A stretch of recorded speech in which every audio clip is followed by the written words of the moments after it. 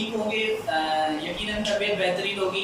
आज हमने जिस चीज़ के बारे में पढ़ना है वो है हमारे पास वेपर प्रेशर। तो आज आते हैं वेपर प्रेशर क्या होता है। तो हम लोग शुरू में पढ़ के आए कि भाई हमारे पास सरफेस टेंशन क्या होती है, विस्कोसिटी क्या होती है। अब इसके बाद जो चीज़ हमारे पास आ जाती है लिक्विड स्टेट के अंदर, वो हमारे पास होता है वेपर प्रेशर। तो आ जाते हैं, देखते हैं इस वेपर प्रेशर को कि भाई वेपर प्रेशर किस चीज़ को कहा जाता है। अच्छा, pressure cause due to vapours, ठीक है जी, pressure cause due to vapours at equilibrium position. इसकी डेफिनेशन है हमारे पास, प्रेशर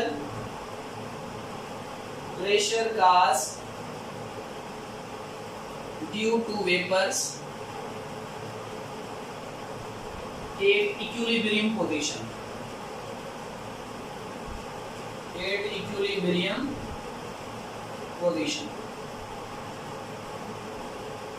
अब जैसे कि मैं शुरू में ही बात करके आया कि अगर हमारे पास क्या हो कि हमने गुजरे हुए लेक्चर में बात की थी कि अगर हमारे पास एक बीकर है, ठीक है जी, जो बीकर हमारे पास होता है इसके अंदर कोई भी लिक्विड भरा जाता है तो उसकी तीन स्टेट्स पाई जाती हैं। एक ऊपर वाली होती है, एक दरमियानी और एक बिल्कुल लोअर स्टेट। जो ऊपर वाली होती है इसके अंदर काइनेटिक एनर्जी हमारे पास क्या होती है, हाई होती है। और जो हमारे पास दरमियानी होती है इसके अंदर काइनेटिक एनर्जी क्या होती है, मीडियम होती है, ठीक है जी। ऊपर वाली में हाई और दरमियानी में दरमियानी। और जो लोअर होती है इसके अंदर काइनेटिक एनर्जी भी क्या होती है, लो होती है। 3 स्टेट है हमारे पास, ये स्टेट 1, ये स्टेट 2 और ये स्टेट 3। तो 3 स्टेट्स के अंदर मैंने कहा जो शुरू वाली है इसमें काइनेटिक एनर्जी ज्यादा है, और ये हमारे पास क्या है सेकंड वाली, तो इसके अंदर काइनेटिक एनर्जी भी मीडियम है। और जब थर्ड की बात की तो मैंने कहा कि इसके अंदर काइनेटिक एनर्जी बहुत ही कम है। अब जब हम लोग वेपर प्रेशर की बात करते हैं तो यहाँ पर 2 स्टेट्स की बात करेंगे।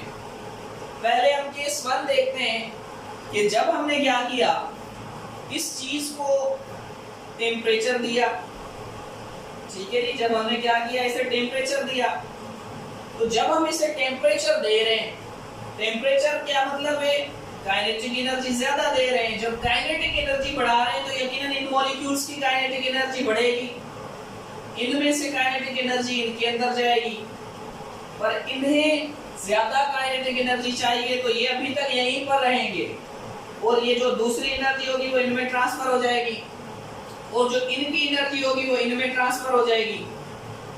जब इनकी एनर्जी इनमें ट्रांसफर होगी तो इनमें पहले ही काइनेटिक एनर्जी हाई थी, तो क्या हो जाएगा, ये इवापोरेट होना शुरू हो जाएंगे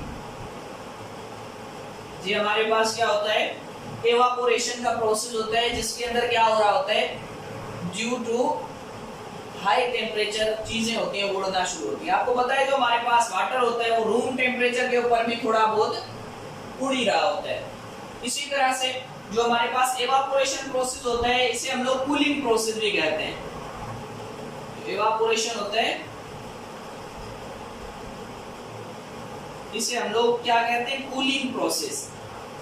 इवापोरेशन को हम लोग कहते हैं कूलिंग प्रोसेस। कूलिंग क्यों कहते हैं, क्योंकि आपको पता है कि ये जो सरफेस होता है इसके अंदर काइनेटिक एनर्जी ज्यादा होती है। जो मॉलिक्यूल होते हैं वो एटमॉस्फेयर से भी काइनेटिक एनर्जी लेते हैं, जब लेते हैं तो वो उड़ जाते हैं। तो जब काइनेटिक एनर्जी यहाँ से चली गई तो सीधी बात है वो एनर्जी गई, जब एनर्जी जाएगी तो क्या होगा, ठंडक महसूस होगी। आपके हाथ के ऊपर अगर आप पेट्रोल ले लो, या आप लोग एसीटोन ले लो, या आप स्पिरिट ले लो, उसे जब अपने हाथ पे रखेंगे तो क्या होगा, मिसाल के तौर पर ये आपका हाथ है, इसके ऊपर अगर आपने क्या रखा है, एसीटोन रखा है, ये एसीटोन इवापोरेट हो जाएगा क्योंकि ये वोलाटाइल होता है, ठीक है जी। इनके अंदर काइनेटिक एनर्जी बहुत ज्यादा होती है, ये वोलाटाइल होते हैं।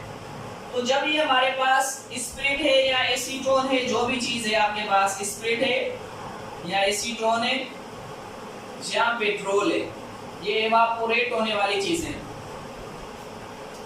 ये ऑटोमेटिक इवापोरेट होंगी। लेकिन इवापोरेट होते वक्त क्या होगा, ये इस जगह से भी काइनेटिक एनर्जी लेगी, क्योंकि गैस की फॉर्म में जाने के लिए इसे मजीद काइनेटिक एनर्जी चाहिए। ये पहले लिक्विड में है अब अगर गैस में जाएगा तो इसे बहुत ज्यादा काइनेटिक एनर्जी चाहिए, और यहां से भी ये क्या लेगा, काइनेटिक एनर्जी लेगा।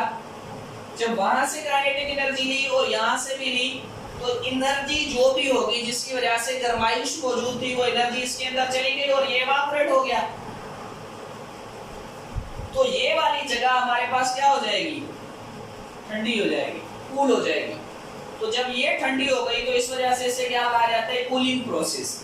जब इवापोरेशन होती है तो वो जगहें क्या हो जाती हैं, ठंडी हो जाती हैं, तो इस वजह से इसे कूलिंग प्रोसेस कहा जाता है। ये केस 1 था, जब हमने टेम्परेचर दिया और वो इवापोरेट हो गया। अब आ जाते हैं केस 2 की जानिब कि अगर हमारे पास क्या हो, अगर हमारे पास कुछ यूं हो, यानी कि ये हमारे पास एक बीकर है और इस बीकर के ऊपर हम लोगों ने क्या कर दिया, केप दे दी है, ठीक है जी, किसी चीज के साथ हमने इसे क्लोज कर दिया है।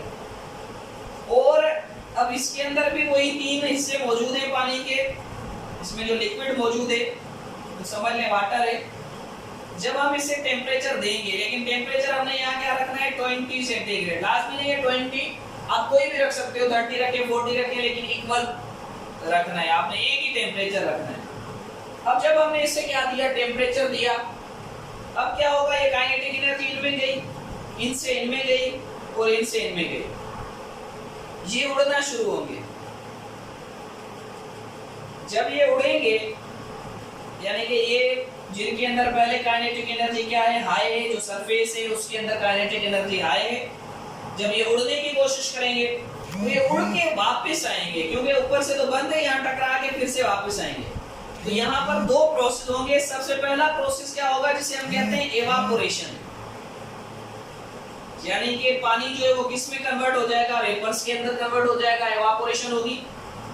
फिर जब वो वेपर्स वापस आएंगे लिक्विड में, अच्छा लिक्विड में क्यों आएंगे, क्योंकि मैंने कहा था आपको कि भाई ये जो लिक्विड होगा इसके अंदर काइनेटिक एनर्जी ज्यादा होती है, पर इतनी ज्यादा नहीं होती जितनी इस गैस में मौजूद होती है। गैस की एनर्जी और भी ज्यादा होती है, काइनेटिक एनर्जी। तो इस वजह से क्या होगा, ये हर जगह से अपने आप को लेने की कोशिश करेगा, हर जगह से काइनेटिक एनर्जी लेने की कोशिश करेगा। जब ये सरफेस वाले मॉलिक्यूल्स काइनेटिक एनर्जी लेने की कोशिश करेंगे, अपने जानिब खींचेंगे काइनेटिक एनर्जी को, तो फिर यहाँ पर क्या होगा, ये जो वेपर्स होंगे ये आ जाएंगे, वेपर्स में तो काइनेटिक एनर्जी ज्यादा होगी, तो इस वजह से ये वेपर वापस आ जाएंगे किसके अंदर, लिक्विड के अंदर। तो इस प्रोसेस को क्या कहा जाएगा, कंडेंसेशन। इस प्रोसेस को क्या कहा जाएगा, कंडेंसेशन, यानी कि वो वेपर किस में कन्वर्ट हो रहे हैं, फिर से लिक्विड में। अब जितने लिक्विड में वेपर कन्वर्ट होंगे उतना ही यहाँ से इवापोरेशन होगी। तो ये हमारे पास इक्विलिब्रियम कंडीशन होगी। क्यों, क्योंकि जितने भी हमारे पास वेपर्स बन रहे हैं उतनी ही हमारे पास इवापोरेशन हो रही है।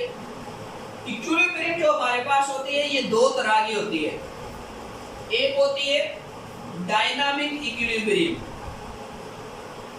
डायनामिक इक्विलिब्रियम, और एक हमारे पास होती है स्टैटिक इक्विलिब्रियम।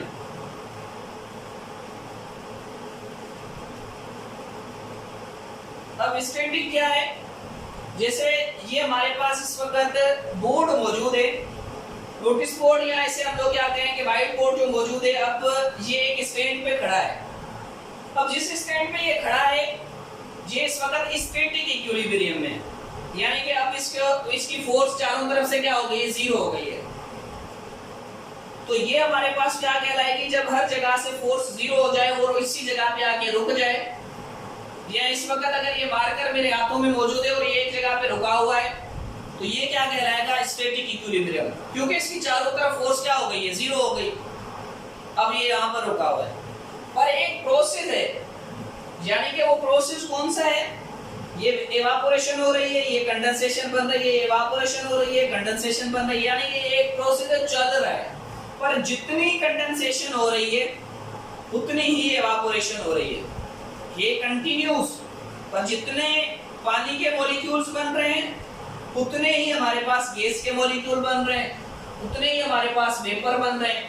तो ये वाला प्रोसेस जो एक स्टेट में चल भी रहा है एक स्टेट में मोशन में भी है तो वो हमारे पास क्या कहलाएगा, और इक्विलिब्रियम में भी है तो वो डायनामिक इक्विलिब्रियम कहलाएगा। स्टैटिक वो जिसमें कोई चीज, जैसे हमने बुक को टेबल के ऊपर रख दिया, अब वो एक मखसूस इक्विलिब्रियम में आ गई, उसे कहते हैं स्टैटिक इक्विलिब्रियम। लेकिन एक चीज है जो चल रही है उसे हम लोग क्या कहते हैं, डायनामिक इक्विलिब्रियम। तो जो हमारे पास वेपर प्रेशर के अंदर इक्विलिब्रियम पाई जाती है वो कौन सी होती है, डायनामिक इक्विलिब्रियम। अब ये जब डायनामिक इक्विलिब्रियम होती है तो इस दौरान एक प्रेशर एक्सर्ट होता है, यानी कि ये जो मॉलिक्यूल्स होते हैं ये जब हवा में प्रेशर बनाते हैं उस कंटेनर के अंदर, वो हमारे पास क्या कहलाता है, वो हमारे पास कहलाता है वेपर प्रेशर। वो हमारे पास क्या कहलाता है, वो कहलाता है वेपर प्रेशर। यानी कि जब हमने इसे एक मखसूस टेम्परेचर दिया, उसके ऊपर ये काइनेटिक एनर्जी बढ़ी और ये सरफेस के मॉलिक्यूल्स कन्वर्ट हुए वेपर्स के अंदर, फिर वेपर्स ने जो प्रेशर बनाया उसे हम लोग क्या कहते हैं, वेपर प्रेशर कहते हैं। तो pressure cause due to vapours at equilibrium position, तो वो हमारे पास क्या कहलाता है, वेपर प्रेशर कहलाता है।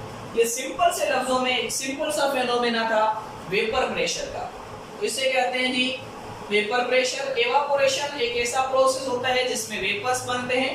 कंडेंसेशन जिसमें कोई चीज मिल जाती है, मिक्सअप होके एक बड़ा पॉलीमर बन जाता है या कोई कंपाउंड बन जाता है तो वो कंडेंसेशन में आ जाता है। पर यहाँ पर क्या होगी कि भाई जो कंडेंसेशन है उसमें क्या हो रहा है, लिक्विड के मॉलिक्यूल्स बन रहे हैं, क्योंकि यहाँ से आने वाले वेपर इसके अंदर आ रहे हैं और यहाँ पर क्या हो रहा है, टूट रहे हैं। अच्छा एक चीज और याद रखिएगा कि जब हमारे पास एवापोरेशन होती है तो ऐसे नहीं होता कि हमारे पास यहाँ पर जो H2O के मॉलिक्यूल मौजूद होते हैं, ठीक है नहीं, ये H2O के मॉलिक्यूल समझ ले मौजूद हैं। अब ये जो हमारे पास मॉलिक्यूल मौजूद होते हैं